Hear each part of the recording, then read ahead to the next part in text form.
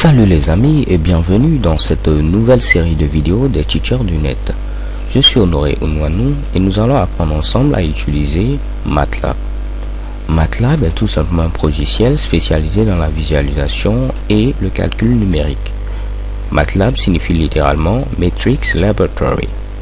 Alors si vous avez entendu matrice, c'est parce que tout simplement l'unité de base au niveau de MATLAB, le type de données basique, c'est la matrice. Voyons cela un peu plus en détail. Si j'ouvre ici mon fameux logiciel Paint, on a ici notre première matrice. Ici, nous avons une matrice à 3 lignes et 2 colonnes. De même à ce niveau, nous avons une matrice à 3 lignes et une seule colonne. Que ce soit un entier, MATLAB le considère comme une matrice. Donc ici, ce sera tout simplement une matrice à une seule ligne et une seule colonne. Donc lorsqu'on donne le nombre de lignes et le nombre de colonnes d'une matrice, on donne en quelque sorte la dimension de cette matrice. Donc la dimension est donnée sous cette forme-là, n croix m. Cela veut dire n ici représente le nombre de lignes et m le nombre de colonnes.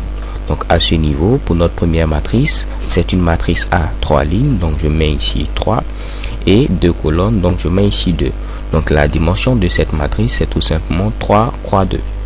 À ce niveau, on va marquer également quoi 3 et ici croix 1, puisque c'est une matrice à 3 lignes et une seule colonne. Pour notre chiffre qui est présent à ce niveau, notre entier 3, ce sera une matrice à une seule ligne et une seule colonne. Alors sachez que MATLAB également dispose d'un ensemble de fonctions qui vont nous permettre de pouvoir exécuter de manière beaucoup plus flexible différentes tâches, notamment les opérations d'algèbre linéaire, que ce soit les transposés de matrices et autres. Si vous n'êtes pas satisfait des fonctions internes de MATLAB, vous pouvez créer vos propres fonctions en utilisant tout simplement le langage de programmation MATLAB, langage que nous allons voir par la suite.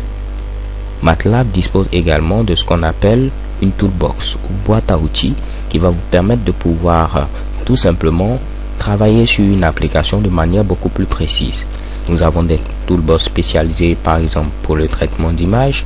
Nous avons des toolbox spécialisés au niveau également des systèmes neuraux. C'est tout simplement un moyen de pouvoir travailler sur une application particulière. Alors c'est tout pour cette vidéo. Je vous donne rendez-vous à la vidéo suivante. So thanks for watching. Don't forget to subscribe and see you to the next video. Have a nice day. XOXO.